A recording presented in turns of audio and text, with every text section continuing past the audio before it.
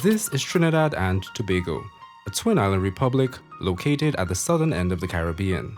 Like many other territories in the hemisphere, the citizens here are anxious to see their country advance to first world status, compelling policymakers towards industrialization in the hopes that it brings development.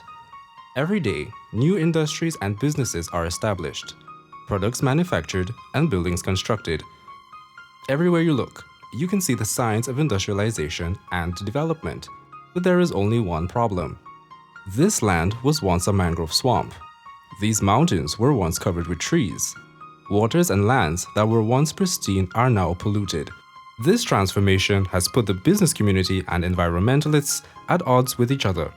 The environmentalists arguing that industrialization in its current form does more harm than good, while the business community counter that this is the only way to alleviate poverty amongst nationals and propel the country into the 21st century. What neither side foresaw, however, was the emergence of a movement of young entrepreneurs whose businesses actually help the environment, like Nicole Mohammed, founder of EcoThink Consultancy, which specializes in helping other companies go green. I've always had a passion for environmental law and environmental issues, and so I did my master's in environmental law a couple of years ago. And after that, I worked for a number of international NGOs, and I started EcoThink with the intention of it being operated like a social enterprise. So the idea is to use the company as a way of doing projects that create social good and raise awareness about environmental issues in Trinidad and Tobago. Only a few months old, EcoThink has already begun to make a difference here in Trinidad and Tobago. Earlier this year, they embarked on the Green the Scene campaign to introduce recycling into the country's annual carnival celebrations. I was trying to use Carnival as a platform to sort of bring awareness to the need for us to think about how we manage waste better. And I was really impressed with the way the public responded. I mean, I thought that we wouldn't collect anything because I knew it was carnival parties and people don't really care much about anything during these events. And we did. We actually collected close to a ton of garbage at the end of the carnival season, and I was really happy with that result. The Caribbean is synonymous with an abundance of sunshine, a resource Richard Sabga proves can be harnessed as an alternative form of energy with his solar-powered lunar lights. This is the Lunar Road Light, LR40 series. How do the Lunar Road Lights work? It's very simple. Each Lunar Road Light has a solar panel. It's a solar cell that in the daytime absorbs photons, which are units of light, ambient light. Does not necessarily need direct sunlight. That sunlight is then converted through the solar panel and then stored as energy in a battery, in which you offer different battery types. Each Lunar Road Light has within it a light sensor, which means that when the environment becomes dark, the light sensors activate the light-emitting diodes, which you may see as I cover the solar panel. And as I remove my hand, they come on. Within the daytime, it may be difficult, but you could probably get a visual here. So this would be representative of daytime. And as the sun sets and the environment becomes dark, the Lunar Road Lights activate. These lights, installed for almost a year, have made a tremendous difference on the roadways where they are located. Solar energy right now, it's a new technology. More research and development needs to go into the actual production of the technology. However, it has made significant strides currently, and basically one of the major issues would be scalability of the solar power, applying it on a wide scale. However, with the Lunar Road Lights, it fits the application perfectly as we've been applying the technology all over the world.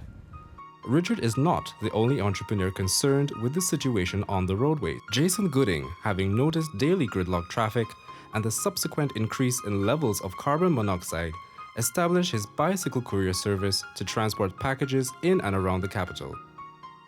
We don't have the problems of traffic. We can get from St. James to Port of Spain in under 10 minutes. We don't have problems with parking, and we don't have the problems with pollution. I think it's one of the most efficient ways of getting documents and parcels around Port of Spain currently in Trinidad and Tobago. Studies have shown that organic farming is more beneficial than typical commercial agriculture, with its produce higher in nutrients, requiring less water and no artificial fertilization, which harms the soil and water supplies, and may even have the potential to reverse some aspects of climate change. New Earth Enterprises is a strong proponent of organic farming and is a source for organic food. Many people debate conventional farming versus organic, and there are various reasons as to why we should go organic. Organic, for one, also assists the environment. It is believed that any pesticides, weedicides, insecticides that are used does harm the environment. It conserves on water, as well as it protects the soil. So that's one reason why organic. And then when we're speaking of consumption, it's the healthier option. It's what's best. It's what can sustain us longer. I mean, all medical reports now are definitely showing that more people are sick. It's been proven that if we eat organically, the way it was in the past, that we can be sustained. We can live longer lives. One of the pioneers of green businesses here in Trinidad is Troy Hadid. His clothing store, Mystic Hemp, has been providing local consumers with environmentally friendly products made out of hemp, years before going green became popular. Contrary to popular belief, hemp, while a member of the cannabis family, has no psychoactive effects, but has several industrial uses. Cultivated since biblical times, hemp has now become a forerunner in the green revolution, with uses in paper, textiles, biodegradable plastics, construction, health food, and fuel, requiring little or no pesticides or herbicides. 1 acre of hemp could produce 4 times as much paper as an acre of rainforest. No tree ever had to be cut down to make paper. The first printed Bible was printed on hemp paper. The American Constitution, Declaration of Independence, was written on hemp paper.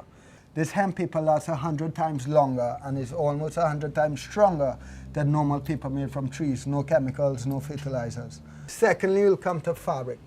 Hemp fabric is one of the strongest fabrics known to man. As a natural fiber, it is the strongest natural fiber known to man. As I said, it's been used for thousands and thousands of years. But how can it save our environment? Cotton is the leading source of pollution via fertilizers and chemicals. And hemp requires no fertilizers, no pesticides, no herbicides. Additionally, hemp fabric is 10 times stronger than cotton, 8 times more durable, also UV resistant, and way more comfortable. Whether you believe it or not, everything I'm wearing right now is made of hemp. 100% hemp from my shirt to my jeans is not actually denim, but it's hemp. And even my shoes are also made of hemp. So we could see versatility in the hemp plant and what can be done with the hemp plant. Now we can move on to nutrition, body care, hair care, food. Hemp seed oil is one of the most nutritious oils known to man.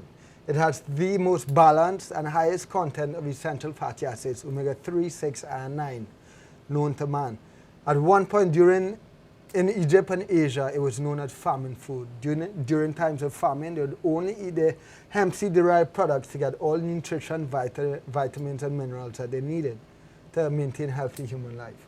These are but a few of the advocates of green businesses in this country. It is the beginning of a revolution where development and local industry works hand in hand with the environment towards ensuring environmental sustainability.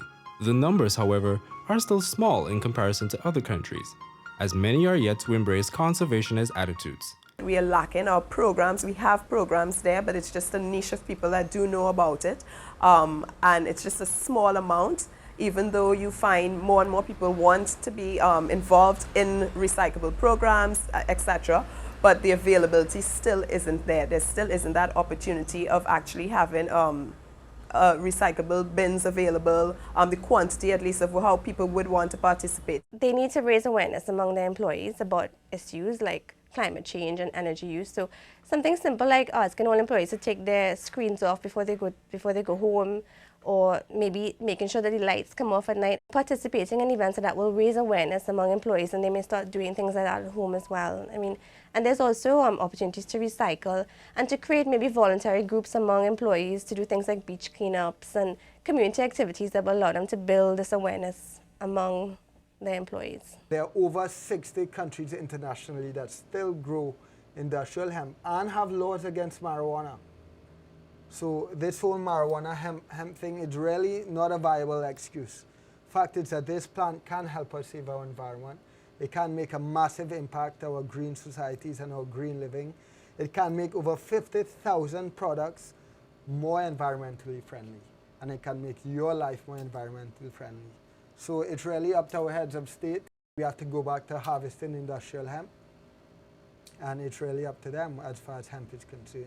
This decision to go green, however, cannot simply be left up to the corporate world. The government must now step in to implement stricter environmental laws, offer incentives to companies that are environmentally friendly, and ensure that the country's National Development Plan Vision 2020 promotes environmental sustainability. As the cost of development may be too high, cheating generations to come of their legacy, a green and unpolluted world. Reclaiming green should be our top priority, or we may lose our future, all in the name of progress.